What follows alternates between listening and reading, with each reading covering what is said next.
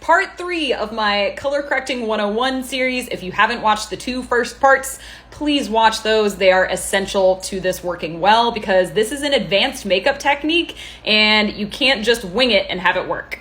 All right, so to color correct, what we want to do is start with a clean under eye. If you put a little eye cream, that's totally fine. Pat a thin layer on so that it doesn't cause creasing, but I'm just doing this on bare skin. I have a flat concealer brush and a light peach corrector, which we established would work well for my skin tone. And so I just pick up a little bit on the concealer brush. I always pat off the extra, either on the tube for my personal use or on my hand. And you just want to sweep this on or pat this on to the area where you have discoloration that needs correcting. We never want to bring the color corrector out over onto the rest of our skin because that just creates a bigger problem that we really have to cover over. So just target where you're seeing that unwanted tone and see how this is already really getting rid of that light purple kind of violet hue that I have under my eyes.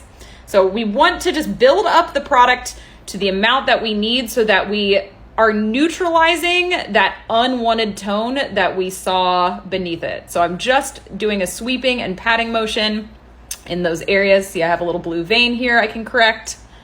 And that's it for color correcting. If you have to use it under the entire eye area or up here as well, that is totally fine. Assess your own features. Now, in order to get this to stay, we do need to set it since we're putting another layer of product on top. So I like to use a fluffy brush. This is almost like an eyeshadow blending brush. And you can either use a wisp of powder or I prefer setting spray, although some setting sprays contain alcohol, which can kind of burn near your eyes. Might not be the best, but I prefer the finish of setting sprays because it doesn't look cakey and powdery. So either spritz a little bit on your brush or, as I mentioned, just pick up the tiniest amount of powder ever, tap off the excess, and just very, very lightly pat that right over your color corrector.